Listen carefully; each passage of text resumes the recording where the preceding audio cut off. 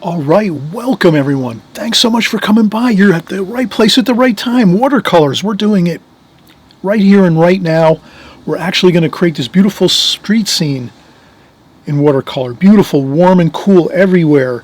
Beautiful contrast, darks, lights, figures, trees, buildings, windows, distant city views in the background. Everything here covered. I cover everything here too as far as colors. I'll have my palette on camera at all time over to the side, but you'll see this on camera at all times. All the colors that we're going to use. We'll cover everything from the drawing right from the start. We're going to cover the drawing, and then once we get into the painting, you're going to see all the color mixes, everything, all the methods and techniques that you need to create this beautiful street scene. And we have all the brushes here that we're going to use. So trust me, you're going to have a great time painting with us. Sit back, relax, watch it through, or maybe you're just going to pick up your brushes and paints and paper and work right along with us. Let's do it now. Let's get excited and let's get started. All right, so we just saw the finished painting. We're going to just keep moving right along here. So what we'll do is in this street scene we're going to create, we're going to actually just go step by step as we would normally create any painting, really. First thing we'll consider is how we're going to break down the picture frame, the rectangle. How are we going to divide our space up and create our subject matter? I'm actually just going to work, and improvise on this painting because I want to take my time and actually just, hopefully we can, with any luck, we'll be able to just sort of put together a really nice street scene and kind of capture all those exciting things that we would like to see in a street scene, actually. Beautiful color, light, the mood of the painting, figures, cars, buildings, beautiful stuff like this. Maybe some greenery, some trees, maybe some, it could be a little bit of some rain showers coming through, maybe some wet roads and things with some cool shadowing and reflections and things like this. So we're going to try to put as much interesting things as we can into this, but at the same token, we're not going to spend 5 hours here. I know everyone's busy. We want to get painting. We want to get started. I know many of you like actually to watch the video first and then go back and then paint along with it again a second time. Some of you have mentioned that in the comment section, and personally, when I've talked to people on email, they tend to say that they like that type of process where it's watch the video first through one time, get the feel for it, kind of visually seeing it, how it's going, maybe jot down some notes here and there, and then you go through it the second time where you hit the pause button as you go and you stop and go, as we like to say, going through the painting. So you can kind of just take breaks and let things dry a little bit as we do in watercolor. We always like to let some things set up once in a while. And we're using the glazing technique here too, which is really exciting. The glazing technique is actually, most watercolor artists will tend to rely on the glazing technique a lot because it's really kind of, it works well with the medium of watercolor, the glazing technique, which is light washes first and let them dry and then go over top with darker washes. And if it's your first time here, you're at the right place at the right time. Thank you so much for coming by. You will have some trust in us here, and you'll watch as we go, and you'll actually be very confident, I think, of making a start in watercolor by just picking up some simple art supplies, which we have down below in the comment section below. I have all my art supplies there. You'll pick up some of the beginner stuff, and I'll talk about that a little bit later in the video, some of the other details about if you're just starting out. But in any case, let's keep moving forward here. We're going to break down maybe the scene into quarters. So if we look at our rectangle, we could take our rectangle here, and I have it taped off, my paper taped off, and I'm using Arches satin paper. Satin paper I like a lot, and I like the satin paper especially for street scenes. I think that it really does a beautiful job of kind of softening out some of the details of the painting, and also just a really nice paper to use for the glazing technique. So that being said, we're going to start to think of this picture frame. I would say if we go quarters, so we could just, if you like to cook or you know about recipes and things like this, you always kind of fall back on your quarter cup, half cup, 3/4 cup, 1 cup. If you're doing some cooking, some baking, you're always going to have those,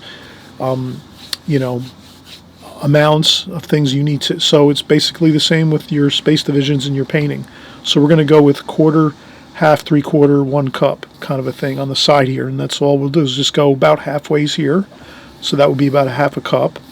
3/4 of a cup is about here, and 1/4 of a cup is about here. So if you have your space divisions about quarters, 1, 2, 3, and 4, that's a good start, because then we can just kind of say to ourselves, we're going to make the bottom of the buildings about 1/4 of the way up. So you can always use a ruler. I like to use rulers in my paintings just to get things kind of straight. You can use a T-square ruler. You can measure once you get your quarters here like this. Let's just take a quick look and see what we have here. If we take our ruler just to take a quick, okay. So if we have 16 centimeters, it's every 4 centimeters, 4, 8, 12, 16. That gives you quarters. So you'll notice that my paper is about a 6 by 9 sheet, 6 inches up by 9 inches across. For our going across this way, we're not going to worry too much about vertically. I think more important is the horizontal lines that we're going to use in this painting. So I'll just measure up here and say, okay, my first hash mark I made just for roughly the quarter is 1 3/4 inches. So I'll come over here and then measure up 1 3/4 inches right there, make a little dot, and then I'll line up those two lines, the 1 3/4 inches here, 1 3/4 inches here. Make sure I hold the ruler down at the center point of the ruler and just do a quick light line across. I'll do it darker so you can see it. I know sometimes it's hard to see the pencil lines when I'm drawing on video, so I'm going to make it a little darker than I might normally do. But that's your quarter mark. That would be 1/4 of the way up the sheet of paper, your rectangle. And then from there we can say the top 3/4 of the painting are going to be buildings and sky. And we're going to probably think about maybe we'll make some of the buildings over here and we'll make it slope down a little bit. So we'll have some higher sections of buildings and some lower sections. So hopefully that'll look good. Okay, so that is going to be, again, you could use a ruler if you like to put your buildings in. You could create them by hand, whatever you feel comfortable with. I'll just maybe make them with a ruler just to kind of get a good feel for this here. So this first building I think I'm going to make about here, and I'll maybe we'll break this into thirds. So if we go across the sheet this way and divide it into thirds, so if we were to take our ruler and put our ruler down on this here, and we said it's about 9 inches, so that's 3, 6, 9, 3 inches, 6 inches, 9 inches. So every 3 inches, that's the thirds for our vertical lines. And then we'll make our first building at that 1/3 over here, which is 3 inches. And we'll just take that and we'll make basically like a cube or a box. So if you can imagine, this first building is just basically like a square, just like that. Okay, and then from that point, we'll just get the basic rough dimensions of what we're looking at, and then we can go in and do more details. So let's do this. Let's take this and do a little darker of a line so you can kind of see what I'm doing here. Okay, so that's the first building there, and it rests upon the line we drew across here. Then we'll just maybe, let's make another building over here maybe. And we'll leave a little space in between the two buildings, like this. And maybe this one goes up like so. So we'll make this one a kind of like a gable roof there. So you can kind of see that's like a gable roof, basically like a triangle here, like that. So it's basically a cube or a square like this, and then a triangle on top. and I let it run off the paper so that it's not perfect. It's a little bit hidden over here. This right side of the triangle over here is a little bit hidden on the off the paper, so we don't want to kind of put everything like perfectly in the middle of the canvas or the paper. We're going to actually take this and move it off the picture a little bit so that it kind of looks like we're zooming into something and zooming into our painting and our scene. Okay, so we have two nice structures. We have a building here and a building over here. And then we'll have maybe in the center, maybe we'll have a distant grouping of buildings over here, but it's going to be kind of lighter. I'll make them darker. So I'm going to make them, okay, I'm going to make them dark like that so you can kind of see the shape. But they're going to be light. We're going to make these kind of lighter in value, kind of make them, we're going to add a little bit of maybe some white paint mixed with our colors to make it kind of soft and like it has some smog or some haze back there in the distance. So we're going to try to make that look further back in the scene. And I think, what else can we do? We have a couple of buildings. We have some distant buildings over here. Maybe we'll have some trees over here. So we'll put we'll have some trees over here. And maybe let's do a canopy over here. So these would be, let's say that this building here is 3 floors and this one might be 4 floors. So if this building is 3 floors, we could divide it into thirds. Again, we could take our ruler, just quickly, I'm using this ruler here, and I say this is about 6 centimeters, or if we were to say inches, it's 1, 2, almost 3, about 2 3/4 inches. We'll try to use some centimeters here to make it easy for ourselves. So 6 inches, or 6 centimeters I should say, just to make an equal amount of, so 2, 4, and 6, 2, 4, and 6. So 2, 4, and 6. We're going to make these 3 floors here on this building. This one will be 4. So what are we going to have over here? 9 inches. So if we say it's 8 centimeters, that would be 2, 4, 6, 8. So now we have 4 floors here. So we make just little light lines here to just remember these are the 4 floors, 1, 2, 3, and 4. And this building has the 3 floors. Now the reason I'm doing this, I'm just putting some super light lines. I'm hoping you can see these on the video here. Let me take a quick look. Okay, yeah, it's kind of, you can see those pretty decently. So you'll see these 1, 2, and 3 here, and then 1, 2, and 3 here. So I have those hash marks. 1, 2, 3, and 4. 4 floors. 1, 2, and 3 floors. So now we kind of have that really good base for our buildings where we can put windows and doors in these buildings, and they're going to look realistic. Like we want to have the windows at the proper heights of the floors and the doors and so forth when we create these buildings. But we don't want to be too meticulous about it. I think we're trying to have a looseness about our painting. So we'll continue with that idea of we want to keep it loose a little bit, the painting, but we do want to start out with having some good structure to it, so we kind of can start off in that way that we feel confident that we can go in and draw and paint the rest of this, knowing where kind of everything's going to sort of be. Does that make sense a little bit? Hopefully it does.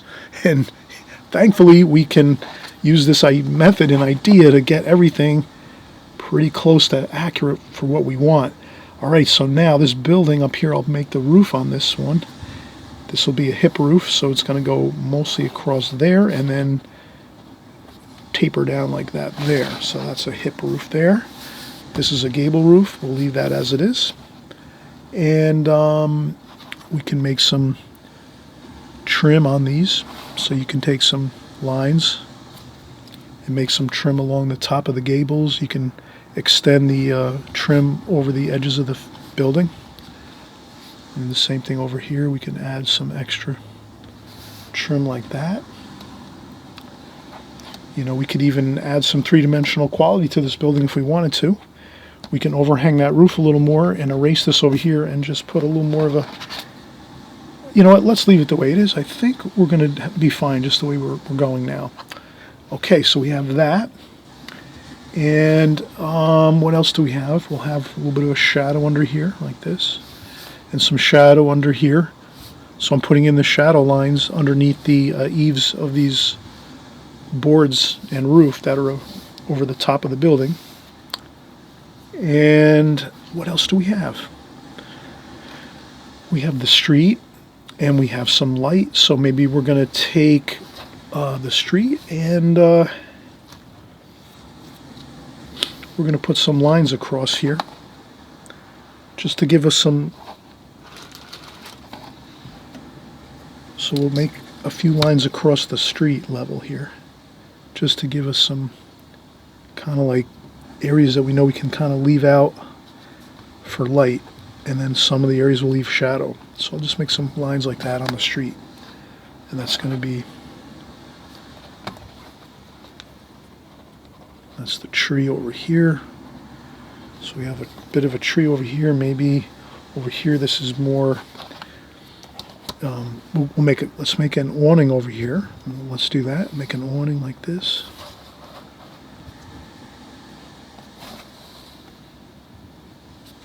Okay, we'll do an awning over here, so you can kind of see how I just created that awning. The top of the awning would be right at that first level mark that we made for the floor, and it goes down a little bit into the first floor area. And that'll be our awning over here. I don't think we'll put an awning over here on this building. I think we're going to leave this one as is. And you can erase a few lines, you know, if you want to. Soften up some lines if you want. I'm drawing them darker, obviously, so we can kind of see all the key lines that we have in here.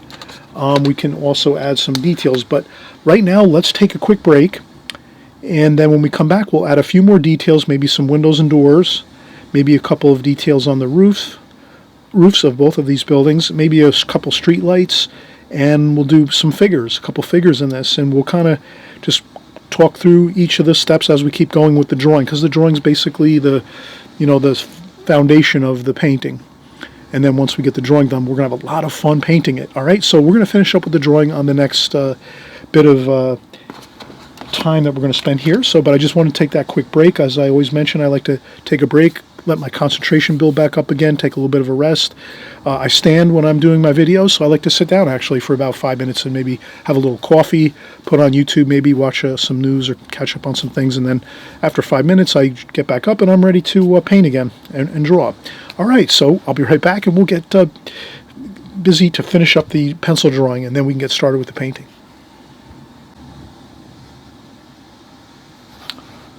All right, so we made some good progress so far in our drawing. Actually, we're about 3/4 of, we're about 75% complete with our drawing now. We'll just finish up with a few more things.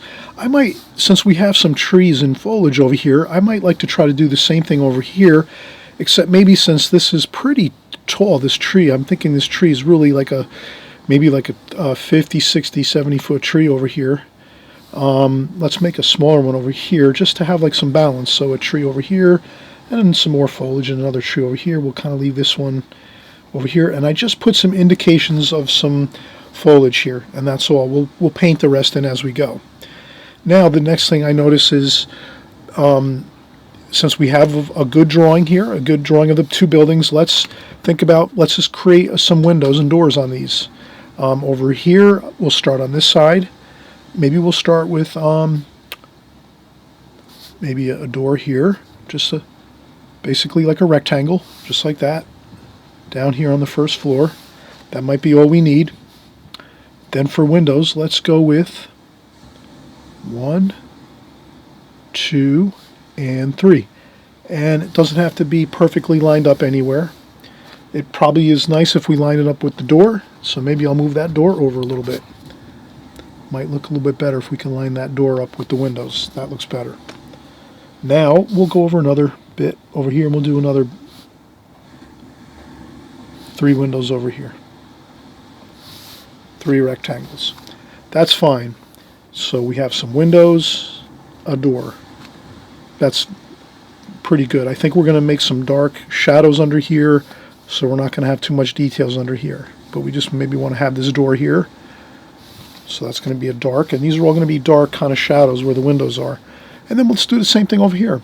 For this side, let's just we'll create another 1, 2, and 3 windows. And we'll come over here and do another 1, 2, and 3 windows here. And we could kind of see this is the center of the building on the where the gable roof is, and the peak here. So you can kind of see the peak is about here.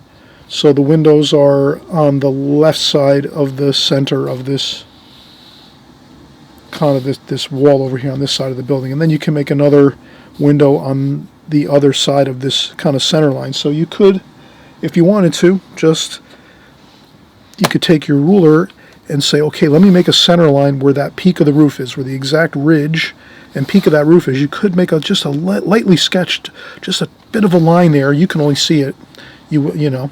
And then you would say, okay, so I want to keep this next window about the same distance as this one over. And then you just do the same thing and do another, you know, doesn't have to be perfect or anything, just block out some windows. So now we have plenty of windows. Maybe there's a door over here, so maybe we'll put a door over here by the tree. Who knows, maybe we'll see it, maybe we won't. And then from that point, this street here is going to go a little further in the distance, so we'll maybe make a line over here. So if you can imagine, we want this area to kind of recede back in there, so we'll erase that line there.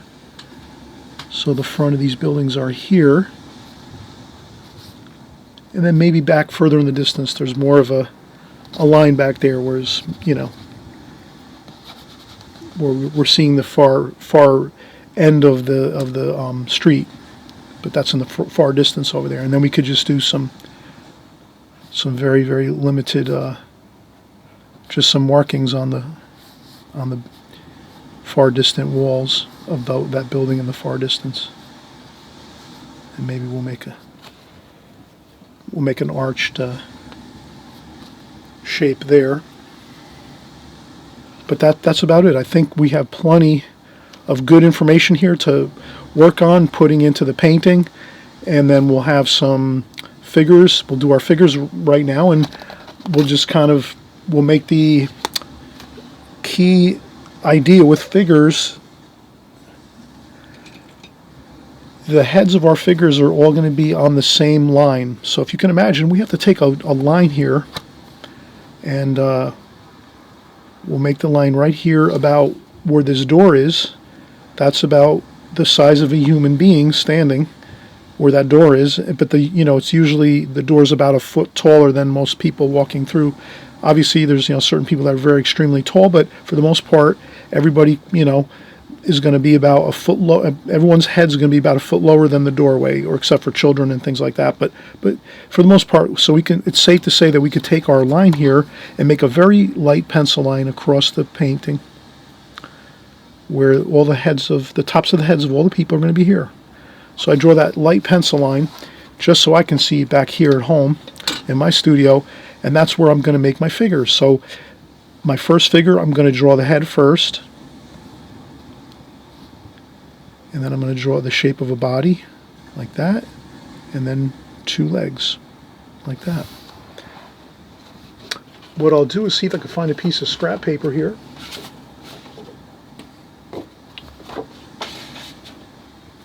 Okay, maybe I'll use this. So I think what tends to be like a good shape to draw, few shapes to draw when you're drawing figures, like in a street scene, is they're going to be standing, our figures for the most part. You could have a bench with some seated figures, but basically we want to draw the head first, and then you can kind of just draw almost like a rectangle on a little bit of an angle like this, like that, and then the legs can come down like so, taper down like that. And then a little more of a modification to that would be, okay, you have the upper body like that, then maybe one leg is shorter and the other one's longer, so that it looks like the person is walking. So you have one leg like this, and then one leg longer like this. So this is the first one. That might be if someone's just standing, and they're maybe they're just standing, waiting for a bus or something, or a car or a cab. They might just be standing with the legs kind of, straight underneath the shape, the form.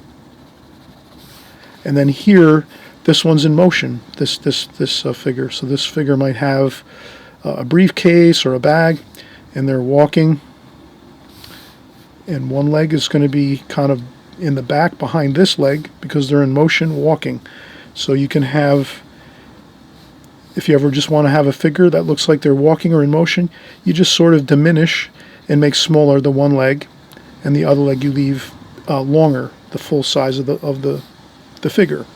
So that's kind of a way to do it. Usually works out really fine that way. And then we're going to try this out as we go here. So this first figure here I'm drawing is smaller. This figure is in the distance by the building coming forward. So, okay, that's the first figure.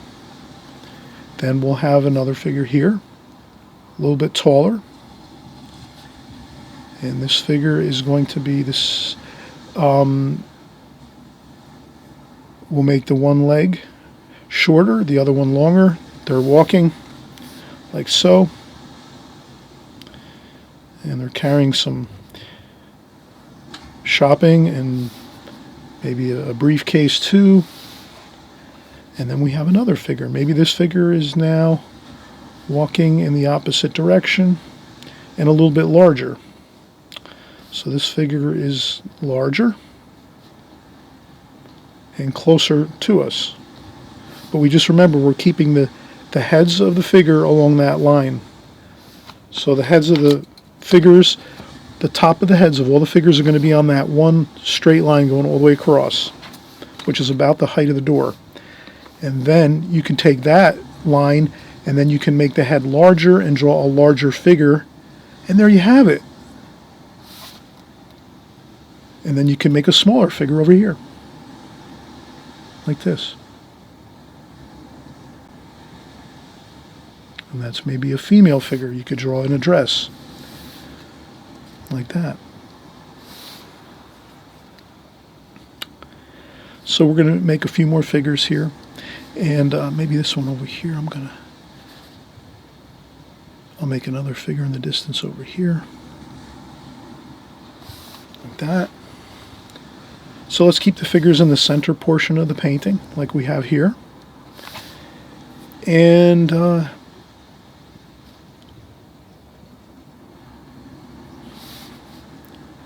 everyone's here enjoying the hustle and bustle of the day. And we have the figures now in the center of the painting. And I think we'll just keep the figures sort of in that point here. Maybe we'll make one other figure over here. Maybe I'll make this one a little bit taller too. Maybe this is someone here, like that. Okay, so we have the figures in. We could make, let's see, I would say that's good. We're going to have maybe some reflections. We're going to pretend that it maybe rained here, and we're going to have some reflections in the roadway here, and the sidewalks, and the plaza here. So we'll pretend this is a plaza with some buildings, and people are here traveling. Maybe there's some public transportation, some trains, some buses, some railroad services here, whatever it is. You kind of make up in your own mind what you want to do. Have a story in your mind when you're creating this painting. Have fun with it. Enjoy it. Have a story in your mind. There's some people that are coming to and from work, or it's the end of the day, or it's the beginning of the day, or it's lunchtime. Kind of make some fun ideas in your mind. The figures are moving around. They're maybe going to and fro. And then you have some distant figures over here too.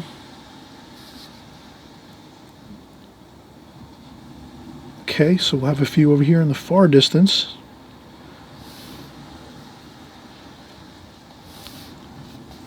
And I think that is perfect. And then we have a couple, maybe we team up a couple figures next to each other.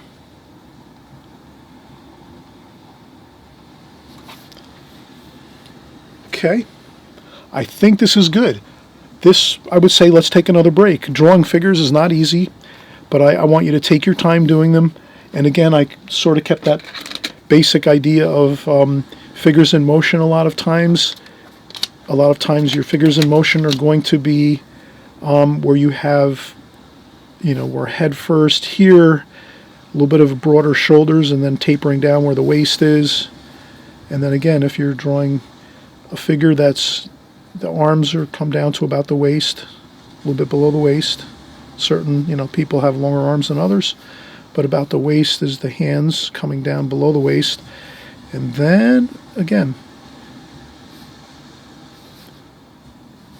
this leg here is hidden because it's in the back behind the figure, because this person is moving and walking, and so you have that there, and some shadowing. And that is kind of, you can darken up some areas for jackets and leave some like t-shirts and things like this, or shirts with a tie. You can have fun. You can make a little bit of details to the figures, a little bit of a tie here and there, a jacket, and usually the shoulders are a little bit higher than the head. So the back of the shoulders is a little bit, so you can make your shoulders, and then your head's a little bit below the top of the shoulders, like that.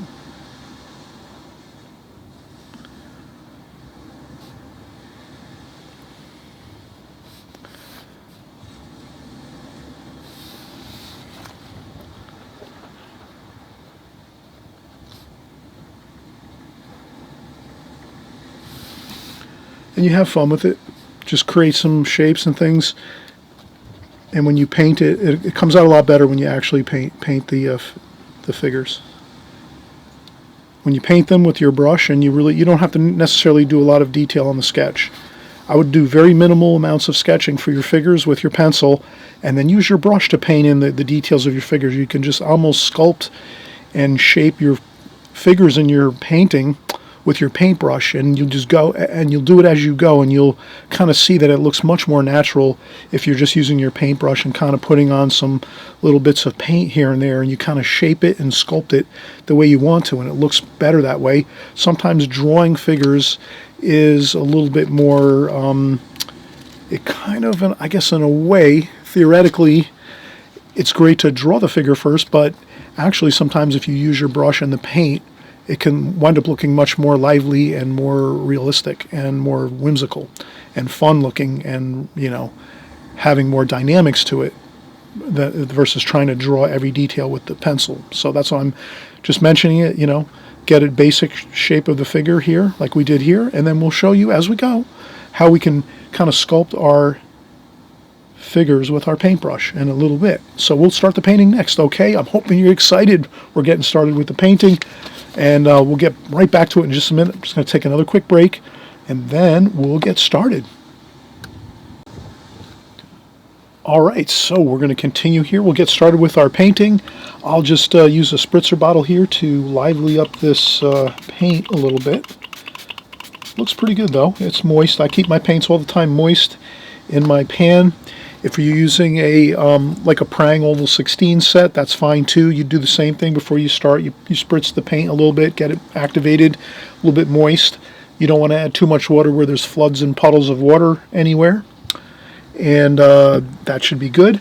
I think with this painting, in particular, for the majority of the buildings and windows and doors, we'll use some square brushes, some flat brushes. So I have a couple that I have here. Again, these are down below if you don't have flat brushes. You can always pick them up. These are the Princeton Art and Brush Company flat brushes. It comes in a set. You can buy like 6 or 7 brushes for pretty inexpensive, for like maybe $10 or $12, and you get like 2 or 3 flat brushes like this in different sizes. And then so I have 2 of these here. These 2 are the Princeton Art and Brush Company flat brushes, and this one I have also too from, this is a Blick Studio synthetic flat brush here. But we have, you know, 3 good size flat brushes here. We're going to need one more size that's going to be smaller. Let me see if I can find that over here. So I'm now looking over here. Okay, well in any case, I'm going to find 1 or 2 more smaller flat brushes that I have, and we'll use round brushes. We'll use the round brushes to do our figures, and maybe some foliage too. So we're going to use the round brushes and the flat, but for the architecture we'll use the flat brushes. These work out really good for architecture, buildings, windows, doors, kind of like straight edges like this. You know, you can kind of really, you know, use these to your advantage if you're doing anything with street scenes and architecture. But you get the feel for it. You do it the way you want to do it. You're the artist. You're going to create your paintings the way you want to. You're going to use the brushes you feel comfortable with and all that. And but let's get started. I will take some water, fresh clean water, so whenever I'm working I'm always trying to keep my water fresh and clean and clear. I usually, if I'm doing a painting this size, I probably change my water 2 or 3 times throughout the painting, so that I'm always trying to get back to that nice clear water, especially if you're going to do like light sky washes or something. You wouldn't want to go in with dirty, muddy water trying to do like skies, like a nice light blue sky or something like that, or a light golden color for your buildings. You don't want to be having like muddy water to try to create those washes. So that's why I always kind of harp on that, we want to keep our water kind of clean. And the same for the palette too. Once we mix a lot of colors on our palette, we like to clean off the palette. So in any case, let's keep rocking and rolling here, and hopefully we'll have a nice painting. So the first thing I'm going to notice is the buildings are going to be a golden color. I think that'll look really great. So I'll use some yellow ochre down here, maybe some cadmium red, a touch of cadmium red over here. So we have some dynamics to our building color. We just don't want to go with one yellow color and say, okay, that's it. The buildings are all gold color. We'll want to add in some red over here to have some different dynamics to it. So we'll have some of that red, cadmium red. You could also put in some alizarin crimson too. Maybe over here. We'll put some alizarin crimson up here. Like that. And we keep it light, because we're doing the glazing technique, which again, glazing technique is real simple. You go over your whole painting with your first wash of your whole painting with a light wash of colors. And then you build up, once it's dry 100%, you come back on this next layer, the next glazing, with darker washes, like your darker windows and trees and, shadowing and things like this. So we'll go over it. I won't, I'll make sure I cover it all here with you right now as we're doing it. So again, since we're going to do that first wash, I'm going to use a little bit of a larger brush. Well, these two are pretty good size. I'll stick with this. Okay, so we have that. We have the gold. We have some, let's do raw sienna. Raw sienna is a little bit more toward the brown color, which is nice. So you have the gold. Then you have the raw sienna here, which is a little more toward the brownish color, and it's more transparent too. Yellow ochre is more opaque, which means if you were to put it on like a piece of plastic, you can see through the raw sienna much more easily because it's more transparent. Your yellow ochre, if you put it on a piece of clear plastic, it would be like harder to see through it because it's a little more opaque. So you kind of get the feel for your colors, which ones are more opaque, which ones are transparent, and you work with them in that respect the way you want to. Certain times you want more opacity and opaqueness, other times you'll want more transparency. And then let's use some cerulean blue for the sky color, with maybe a touch of this green in there too, the Viridian green, or Viridian, which is a turquoisey green, and then some turquoise, which is like a turquoisey type of blue. All right, so now we have plenty of color. What I'll do now is I will take this large brush, this larger brush. So you can kind of see I'm going to step up the size of my brush right here. And what I'll do is I want to just kind of go over the entire painting with a light touch of clear water. So I'm going to empty out this water now, which does have some color in there. You see that? Let's just do this. Let's empty that out. Pour in some fresh, clean water. Voila, we have fresh, clean water. Now, pristine, clear, crystal clear water. We'll take this, we'll just tap off a little bit of the water, and we're just going to go across the whole painting and just dampen the paper. We're not looking to flood the paper out with a ton of water where it's flooding all over the place. No, just dampen your brush, tap off a little bit of the water, and just get a light bit of dampness to your paper right there like that. So that's all we did. You go over one more time just to kind of even it out, and that is it. Now you have a damp paper to work with, which is going to make your water washes flow beautifully and give us that kind of really like glowing diffused look we're looking for. So let's do it. The sky color, let's get started with that first. For the sky color, the buildings are going to be gold. The ground's going to be golden color, and we're going to mix these all together actually, you'll see.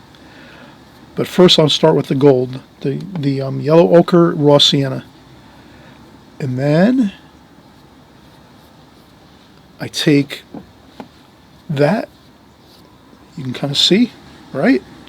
Nice light wash, super light, nothing heavy, nothing dark. And then I take my blue, cerulean blue, and that little bit of viridian green, and we go right across like this.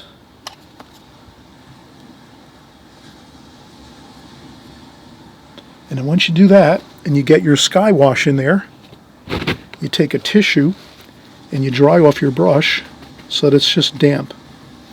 And then you take that blue and you kind of just fade it in to the rest of the painting. So, just like that. And you let the colors mix and mingle. Warm and cool everywhere. You don't want to have just gold in one area and blue in the other. Take some of that light blue and just put it a little bit everywhere. In the foreground, everywhere, just like that. Just so it's sort of all mixing and mingling together, but at the same token, you can see that the beauty of the blue up in the sky, right? We're going to make sure that's got plenty of blue up there. And then if you have to blot up a little bit where the roof is,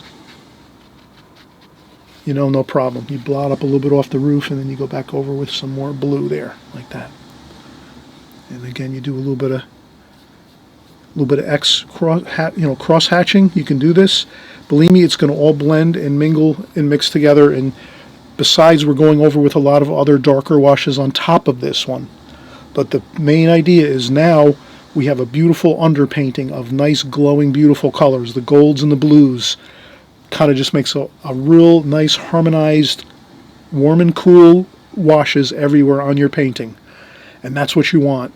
This now we're going to have to let this dry 100%, so don't come back and start painting 5 minutes later. You'll start to see that your washes will get really, they'll blossom and cauliflower and balloon and all those type of things where the washes and the paint just flow out and do crazy things. With watercolor you have to be careful, so that's why I'm saying please make sure you let this now dry 100%. You can use a blow dryer if you want to for 5 or 10 minutes, or you can wait an hour or two until you can touch it and say, yes, it's completely dry, I can tell, and you look around and you check and say, yep, oh, it's 100% dry. You have to make sure it is really super dry before you go over any other washes. So that's what we're going to do. We're going to let this dry now, and then when we're come back, it'll be dry, and we'll do our secondary and final glazings over the top of this. But I hope you'll really trust me on this. Let it dry 100% once you get this first glazing on there. And you can see it's light, it's beautiful, it's light, it's the warm and cool, it's the blues and the golds, just like this. And then after this, you're going to see how wonderful it'll look when we get our darker darks on there and get our details in and our figures in the foreground here and throughout the painting. So let's get excited. We're going to be right back, and we're going to finish up. Well, we're about halfway there now with the painting. We have, some details and some work to do, with some of our darker washes, but really this first wash is the key. For glazing technique, if you can get this first wash on your paper, let it dry 100% and come back with us now in about 5 or 10 minutes. I'm going to use a blow dryer actually and dry it off and come back. But you can let it dry naturally. Usually it looks better if you let it dry naturally. If you're looking to make this painting for like a friend, or if you're going to put this on your wall maybe and put it in a nice frame with a mat and a frame, something like that, or a gift, you let it dry naturally, it's going to look better. The watercolor paint will seep down into the fibers of the paper much better.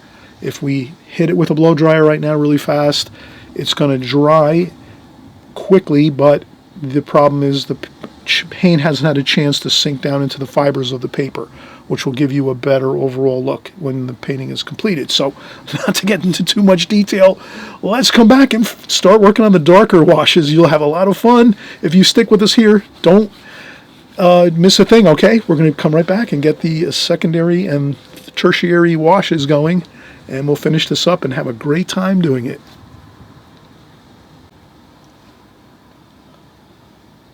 Alright, so we're back and we're going to start our second glazing now, and you can basically see here that this is completely dry. I used a blow dryer, and there's no real dampness left in the paper at all, and the paper is very much flat again. Usually if your paper is buckled a little bit, that's usually when you know it's moist and it still has water in it.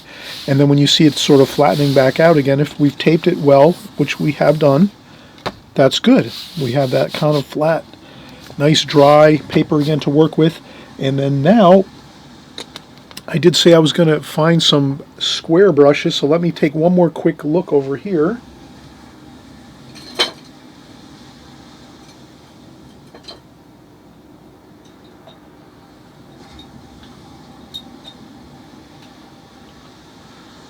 Alright, I have some smaller flat brushes. This is actually this is an oil brush, but I think this oil brush will work for us actually. We can use this. So, I think the next thing I'm going to do is we'll put this to the side. I'll use the round brush to start doing some washes with the roofs. So we'll kind of start at the top with the roofs, and then we'll kind of work our way down. So the roofs are kind of a golden red with a little bit of orange. So I'll take some golden red and orange, and then there'll be some blue in there too. So I'll use some cerulean blue up here. I'll keep those a little bit separated. And again, when I'm usually working with my brush, I'll have a tissue, and I use the tissue to dry off the brush a little bit, so I'm rinsing off my brush. Then I dry off a little bit of water onto the tissue, and then I go in and get my my paint. So here, I'm just going to start to get in some reddish orange for our roof up here, like that.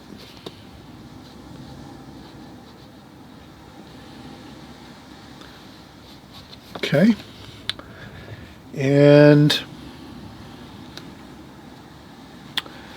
I will make some shadow color, which is the raw sienna and yellow ochre right here. I'll take some of that cerulean blue, and we'll make a little bit of a shadow color here. And I'm going to do a shadow color under here. Look how good that looks. Like that. Okay, that's our shadow there. Another shadow under here, like so.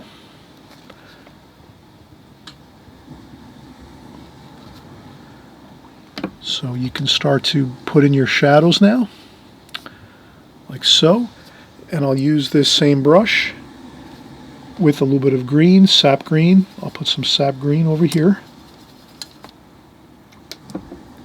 And then I'll add some raw sienna to it. And some yellow ochre maybe. And then I'll just do a little bit of splashing, like this.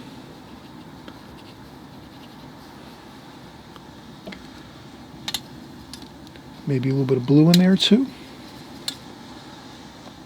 A little bit of splashing and some blue, some darker blue. Maybe we'll go with some red here, like this.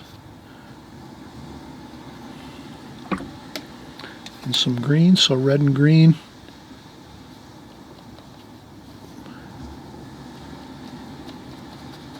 Okay, so maybe we're going to have another bit of some foliage over here too. So don't be afraid to change your game plan as you work. So what I want to do is I'm going to try to make a tree over here. So I'm going to take some burnt umber up here. Burnt umber, as you know, burnt umber in French ultramarine blue we like to use for that dark tonal value. So I'm going to make that my tree trunk. And some branches there. So I'm going to pretend that we have a tree here. I'm working, as we say, improvisational work here. Okay, more splashing. But I leave it light and almost like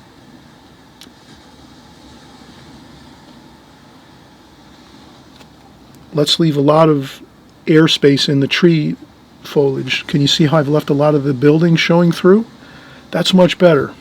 If you can do that, you're going to be a lot better off than just painting in a giant blob of green.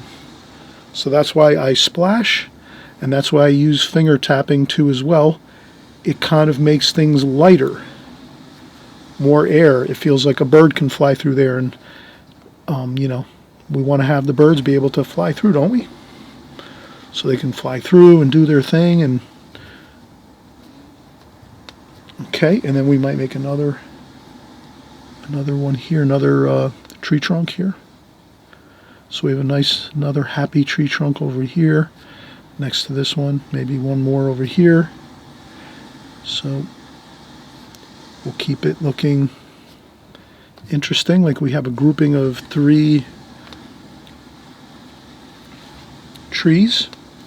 How about a shadow? We need a shadow for those trees, so we're going to go with more cerulean blue.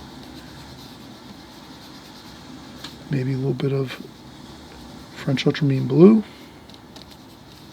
like that, for our shadowing. And now we just have to make the decision what are we going to do for our shadows? Do we want to make them long shadows, small shadows? Let's do this. Let's pretend that our sunlight is straight up overhead, like midday. So we're looking at midday sunlight, which is basically straight up overhead of us, or slightly to the side, but pretty much top down. That means our shadows are not going to be really long. So let's do this. We're just going to do some shadowing like that.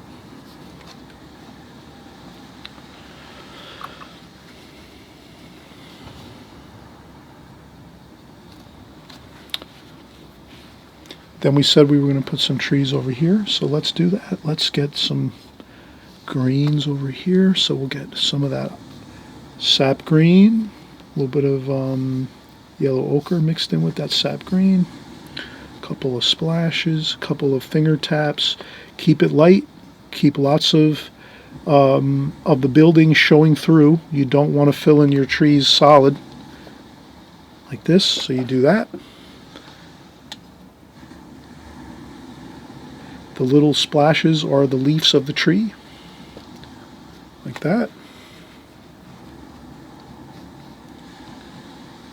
Okay.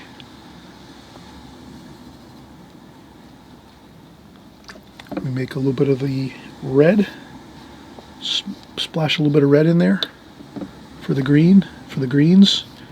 Gives it kind of a warmth, a nice warmth. And then we use that dark again up here, which is the French ultramarine blue and burnt umber, and we'll do some more of these tree trunks.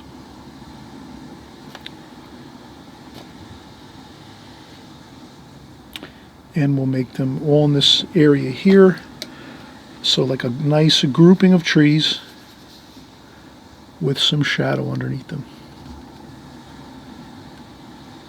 like that.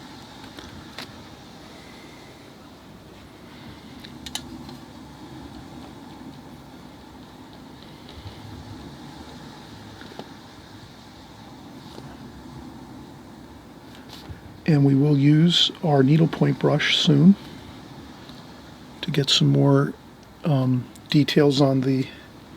Let's actually use it now, since everything's all moist, and we can take our needlepoint brush. So I use my Alvaro Castañeda needlepoint brush number 8. We use this all the time in our paintings on this channel here. I'm glad you're following along and painting with us and having a great time. We're just having a wonderful time here, creating a wonderful street scene. And now we're just going to add some of these really nice, beautiful, fine branches and twigs and things in our tree shapes here, in our tree forms, so that it looks very beautiful. And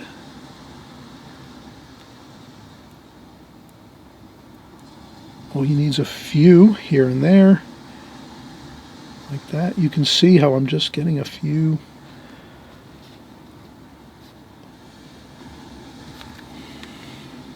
details in here, and it makes a world of difference. And I think we'll come down here and have a few more.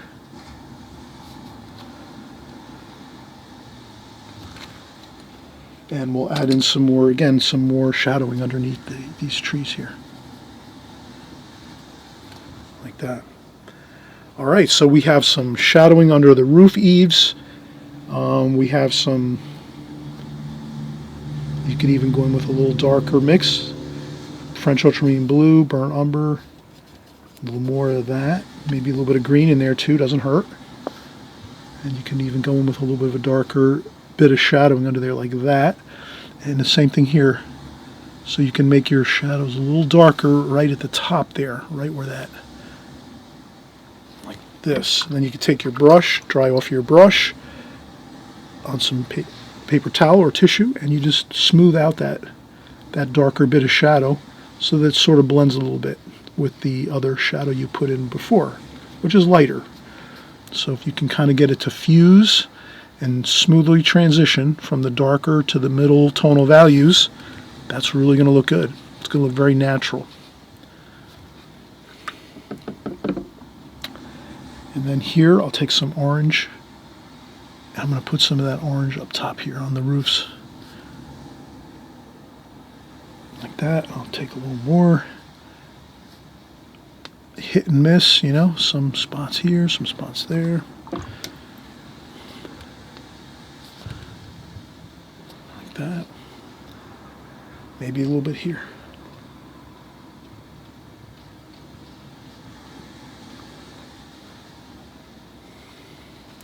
All right, and then maybe some blue and green. And we'll do a couple of chimneys and stuff. And some vent pipes and things. Okay, so we have some different we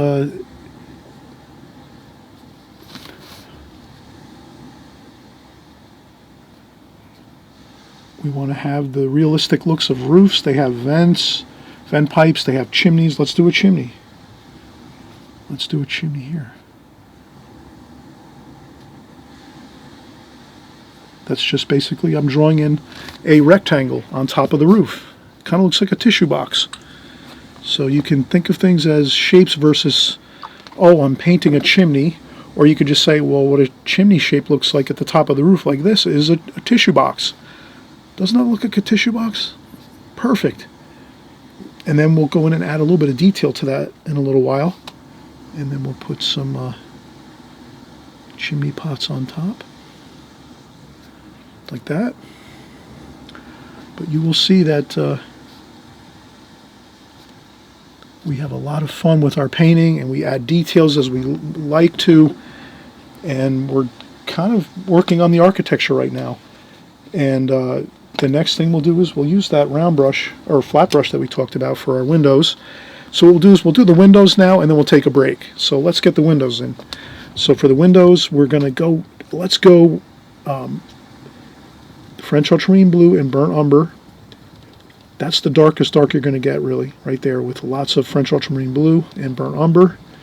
And what you can do is you can take your brush, your small flat brush, because we need different, like you want to match the size of your brush. So if you're going to create some washes for your windows and some brush strokes for your windows, right away you can see that this brush is way too wide for these windows. So you need to have a brush that's going to fit the size of your windows. So no problem.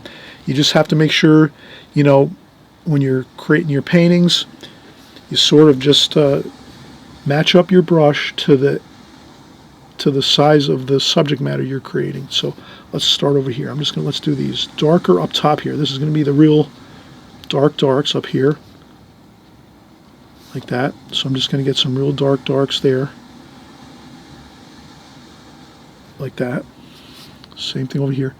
That's usually where the shadows are the darkest, right at the top of the window. And then usually after that, it gets a little lighter, and you see more light on the window panes and the window glass. Okay, perfect. All right, so now we have that. I rinse off my brush, dry off the water, so I have a damp brush now. And I'll take some of that green and blue, and we'll just do some quick, like this.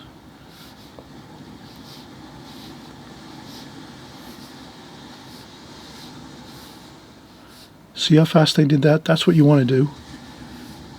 Okay? Don't make it a big project to do the windows. Just get them in there quick. People will think you spent hours and hours painting your windows when you just flicked on the paint real quick. That's what you want to do. It looks great when you just go quick. Believe it or not. And then here, this doorway is going to be dark at the top. It's always darker up top here where the shadow is, like that. And then we rinse off our brush, dry off some of the water so that we just have a damp brush, and then you can pick up some of that bluish green and just finish it like that. This one we might want to make darker. Let's make this one darker, like that. And then take a really bit of dark here, just go like that. And then maybe blend it in a little bit like this, like that. Good. All right. Okay, now let's take a break. We've done a lot of work. I'll maybe take some darks here for shadows under there, and then under here too. So don't be afraid, add in some darks at the bottom of your tree areas. Just a few though, not too much, or we'll ruin the effect. We want to make sure we leave plenty of light showing through. Okay, that's good. We'll take another quick break. We've done a lot of work so far, and we're really getting there now. So the next main thing I want to focus on, let's focus together on the background buildings, the awning, and the figures. That's the last three things we have to work on. Let's get those in. I think once we get those in, we're home free. We have the painting completed, and we don't want to go too much with details and keep working on it and go working and working and working and working it. As they say with watercolors, you really want to underfinish it. That's really the way to do it. When you're creating your paintings, I'm just talking from many, many years of experience, and I've heard a lot of great professional artists always say, underfinish your paintings, because you can always come back a day or two later and put in a few little other details to it. But if you overdo it and put too many details into your painting, you really can't remove them. So that's the whole thing, is you'd rather way underfinish your painting and then add in a few little more details if you think it needs it, versus painting in tons of details and keep working on it for hours and hours and hours, and all of a sudden you realize, oh, I added too many details. Well, now I can't take them out. To try to take out any bit of details in your watercolor paintings is tremendously difficult, and it actually many times ruins the painting if you're trying to scrub off stuff and dampen it, and you know, those little those little fixes that we do, you know, I do it too. Trust me, I do those type of things too, but I try to just underfinish my paintings, and I think you're going to be really better off if you just underfinish your paintings, and then you can go back in a day or two later if you think you need to add a few more things. But we'll just do it here. We're going to finish this up, and we're not going to overdo it, and then we'll see how it looks. Okay? All right. We'll be right back. We'll finish up now in the next 20 minutes or so. All right. So now let's focus on the background here. I think actually the furthest distant part of the painting is these distant buildings back here. So now what I want to do is I'm going to just experimentally try some titanium white and mix it in with some of my paint for this bit of buildings back here in the distance and see if we can make it feel like it's got a little bit of haze and distance to it, a little more that we can implement into the painting. So I think it's fine if I just come up here and put a little bit of that titanium white there at the top of my palette. This is a Holbein watercolor brand, titanium white. And then I might use, maybe I'll use that flat brush that we were using before. I don't think we used this one actually. This is the Blix Studio Synthetic half-inch flat brush. Maybe we'll use this one for the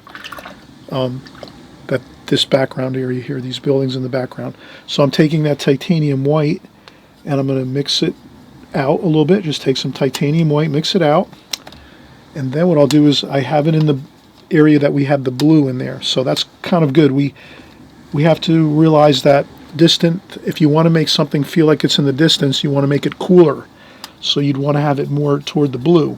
Not that you can't add a little bit of gold in there too. So we'll add some of the gold in there too, which is some of the yellow ochre and raw sienna. So let's take some of that raw sienna, yellow ochre, and some of the cadmium red even is in there, like that, right? So you have kind of like that nice warm color. And then we'll take some cerulean blue and put that into the Chinese white. And then what we'll do is we'll take that and we'll just sort of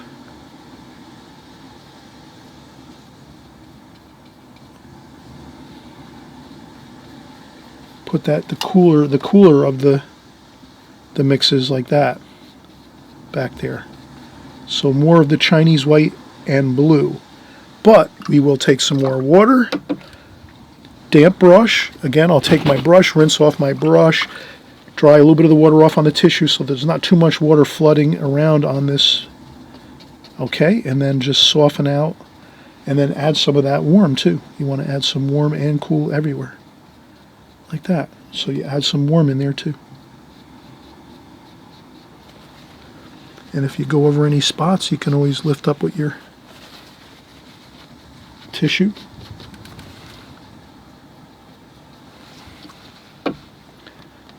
Okay, and I'll splash on a little bit of water, damp water.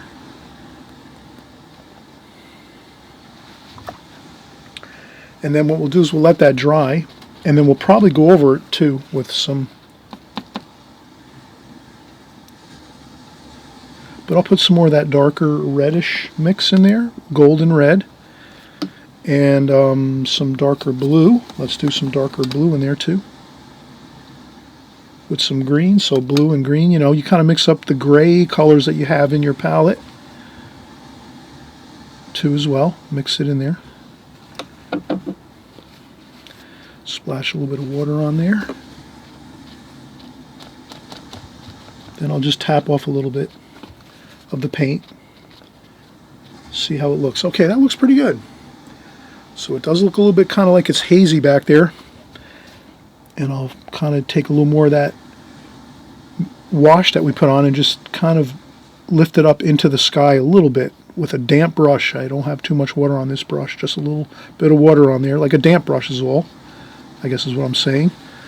And then I'll blot up a little bit too. I just want to kind of make it real subtle. I don't want to get too, you know, overly, you know, dramatic with the Chinese white and the hazy look back there. But I think that's good enough. It kind of will have, and then we'll add some darker washes to that maybe for some details, but we let this dry 100%. So we don't want to do anything more to this. Let this dry 100%. You can use a blow dryer too if you wanted to blow dry that back area off before you start your figures. But in any case, we do have time now, and we have burnt umber and French ultramarine blue for that darker dark. So let's mix back out again onto the palette some French ultramarine blue and burnt umber. So that's going to give us some dark darks that we can use. Maybe some green down here at the bottom of that area, so you have a little bit of some nice color mixes here. And let's maybe do some some figures here. So this figure's way over here. This still has to dry over here. So I'm going to work away from this area and let this area dry, if you can imagine. And then we're going to have this person. They're walking, they're in motion. And like we talked about, one leg is kind of like, you can see half of one leg and then the full leg on the other part of the figure. And what we can do too is we could take the darks, right, and then dry off your brush like this and just have a tiny bit of paint left on your brush. And sometimes that too looks really good when you make a bit of lighter wash with the figures where the legs are, so it makes it feel like the legs are sort of moving. If you add just a little bit of lightness to it and you make like a smaller bit of amount of water and paint on there. So maybe this is an umbrella like that. Okay, and then that figure too, we want to make some flesh tones, so let's take some cadmium red, and yellow ochre makes a good skin tone like this. And there's a little bit of Chinese white in there. I don't think that's going to make any a difference. So we have some hands, face, good. There's our one figure. We have our one figure, and here we go. We're going to do more. Yes, indeed, we're doing more figures, not just one. We're doing many figures here. And we're going to kind of stick to that same game plan that we talked about in the beginning, where we kind of had the sketches on the beginning of the video of the figures. So we want to have them moving in motion with dynamics, and so that's how we do it. We will have also cerulean blue, maybe a little bit of French ultramarine blue, cerulean blue, touch of green, maybe a little bit of raw sienna, and we're just going to have a little bit of a shadow.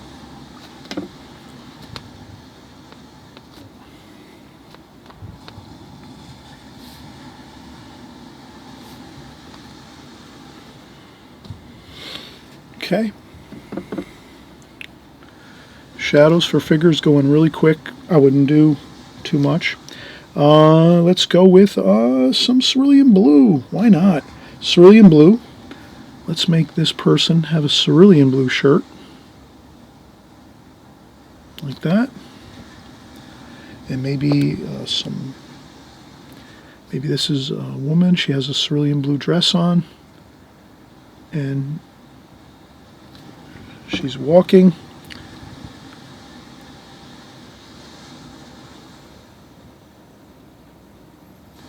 Like that. And maybe she's walking away from us, walking toward the other section of the painting here in the center. There might be a train station there or something. Again, have fun. Make some stories when you're working with your paintings. Have some fun stories. Think of maybe you traveled just recently or at a time maybe a couple years ago or so, and you're just trying to maybe relate it to this painting and pretend you're back there again and having some fun, and you're just enjoying the scenery, and you're traveling, you're doing some things, you're shopping, you're traveling, you're visiting friends, loved ones, relatives. You know, you can just kind of create some cool ideas in your mind, and that even takes you more into the whole feeling of goodness about artwork, as you're transporting yourself, your mind, your emotions, your feelings, your mood into your artwork. And you know, that's a real key part of artwork is, and then when you do that, it actually translates nicely, and then you'll have people will kind of pick up on that when you do it that way. Your emotions do translate into your, they actually become part of your painting. So if you feel very peaceful and you make a painting, it'll feel peaceful when you look at the painting.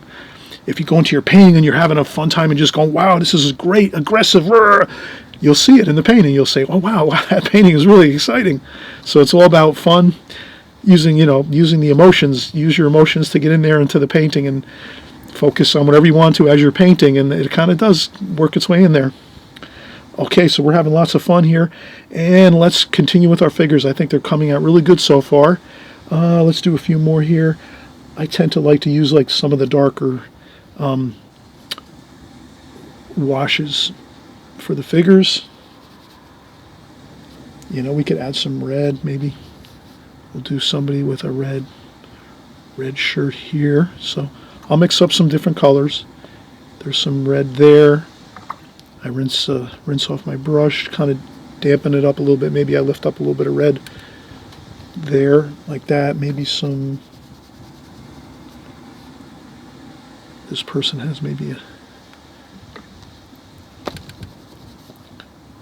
grayish top on there, so we have some fun there.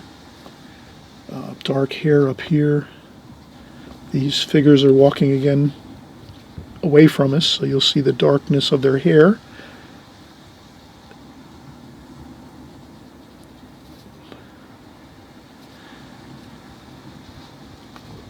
And then maybe we could say, we'll use the same colors that we've been using. So we'll use the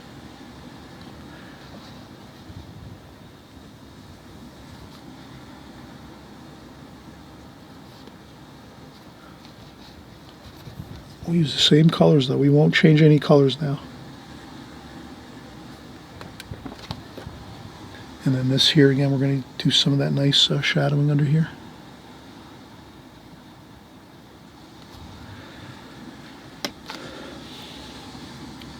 Burnt umber and French ultramarine blue.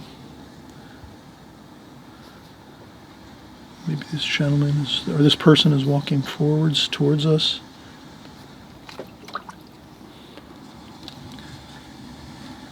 I dry off some of the paint, see if I can get a nice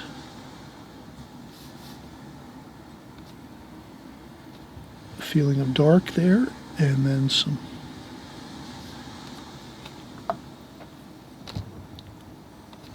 like that.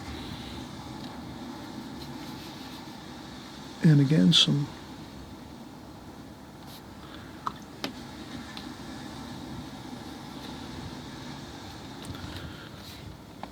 and we have a little bit of shadowing, so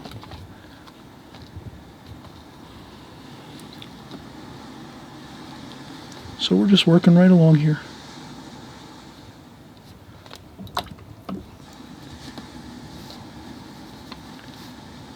Yellow, red, French cadmium red and yellow ochre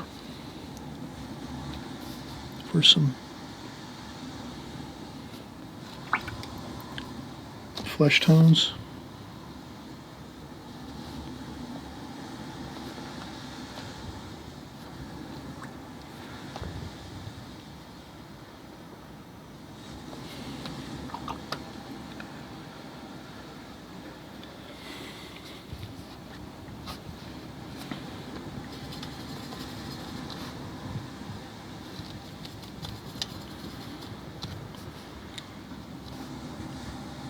Okay, and then we have another figure here.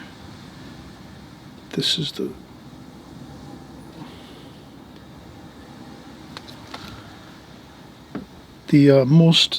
this figure here is closest to us, so that's the largest figure here.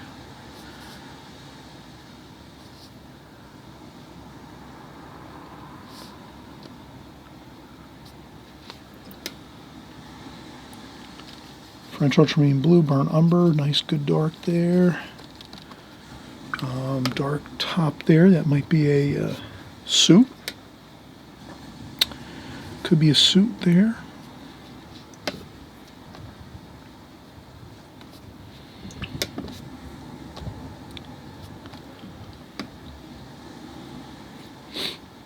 I'm going to say that's a suit, and we'll just get the pants.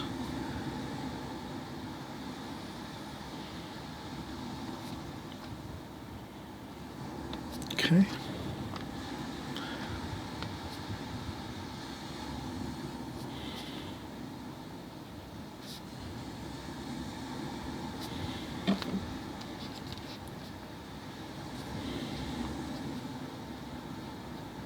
Okay, and there we go. So this, our figure here. A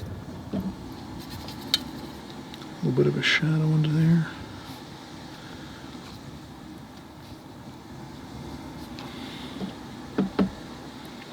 Okay. Maybe another bit of some shadow. So we're really having fun here. These here and these figures here in the distance, we'll just make these very gray kind of looking. We don't want to add too much color to these figures here in the distance over here. So these will just be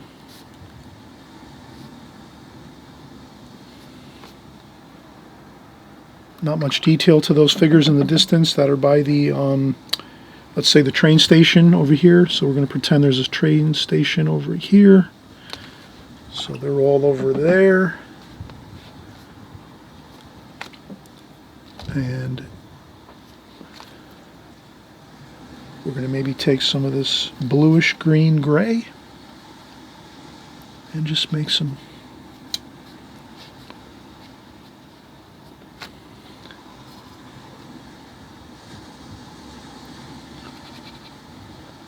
we'll make some details to the building over here. Too dark, so I dry off, quickly lift up the paint.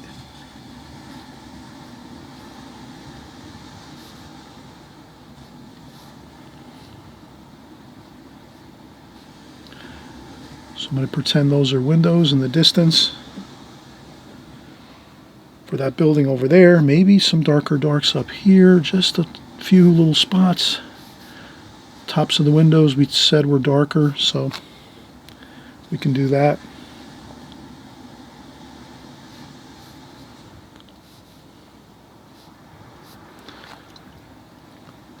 Maybe there's some shadowing under here. So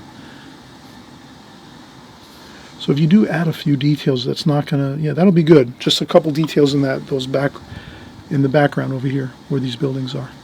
Maybe a little bit of warmth too, a little bit of red. So we don't have all completely cool colors. We want to mix it a little bit. So you add a little bit of warm and cool over here. Mostly cool though. And that's fine. That kind of really looks good. And then we kind of put a little bit of a dark line here.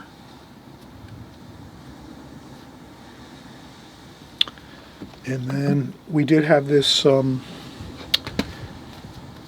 canopy over here. Let's make it some Viridian green.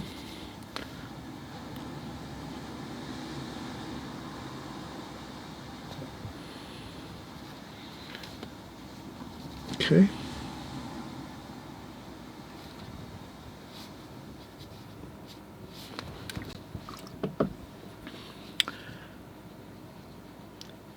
And I'll just try to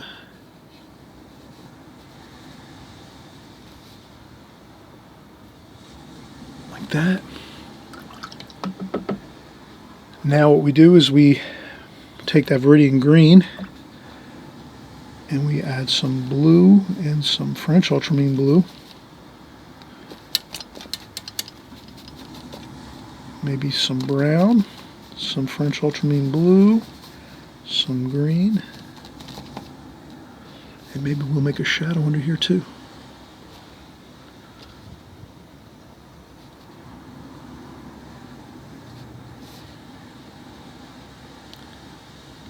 Okay, so that's the shadow for that canopy.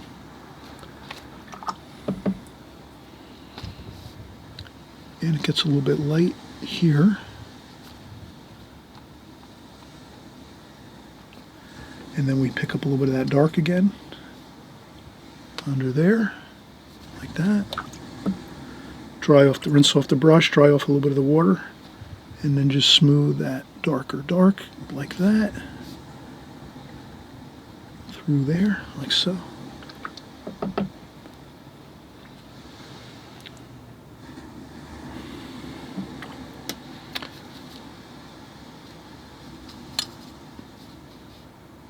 And I think there's a shadow from that canopy across here, like that.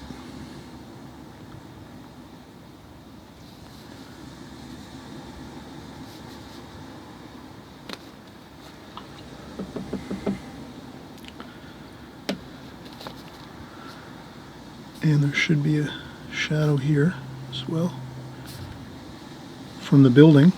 So that building would cast a shadow across here like that.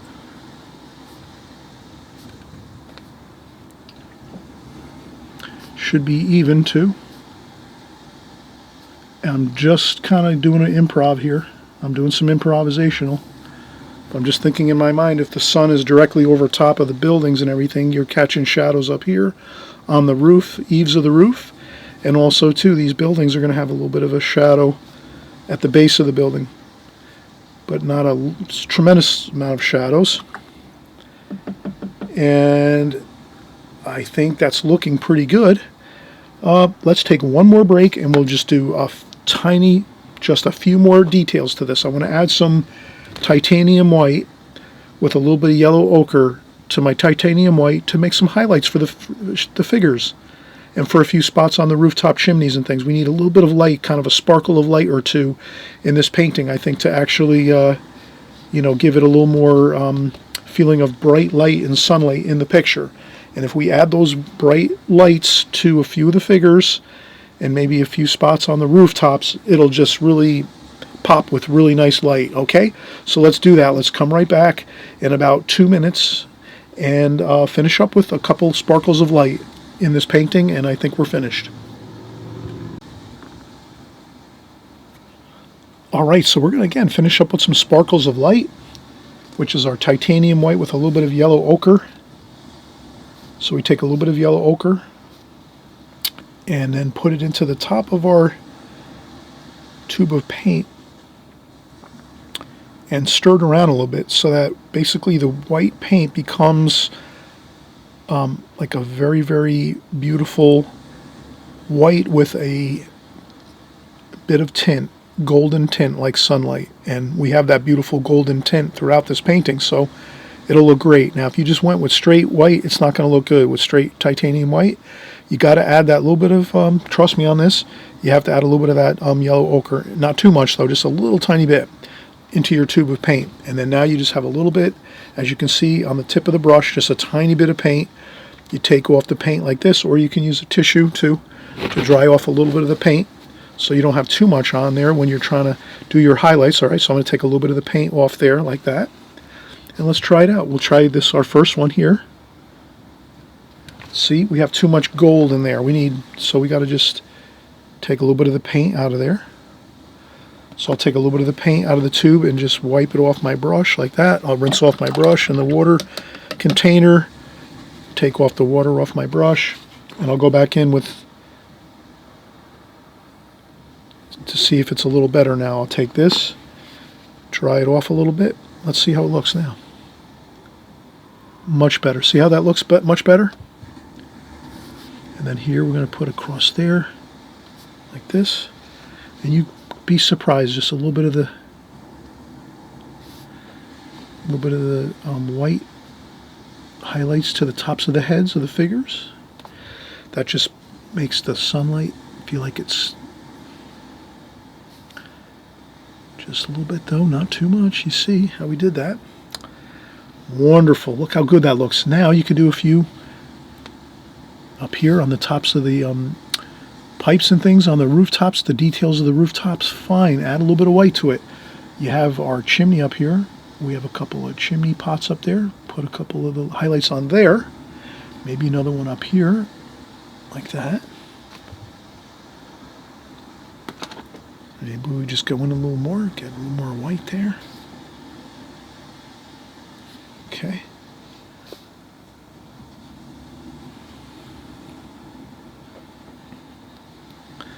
You could add a little bit of water. A little bit of water to the white, like this, and then maybe do a couple of splashes in the trees for the leaves. Maybe a couple of the leaves on the trees are catching some sunlight. That's a perfect way to do it, like that. Okay.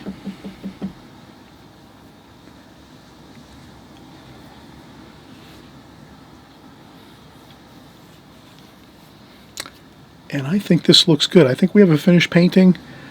I know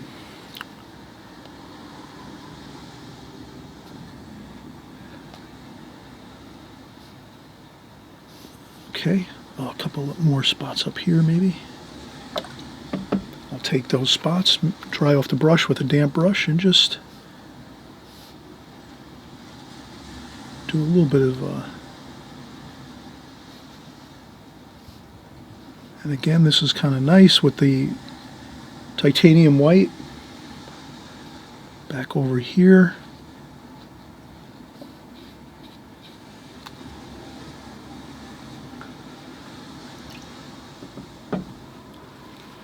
Maybe there's a dark shadow along here too. Back here in the distance.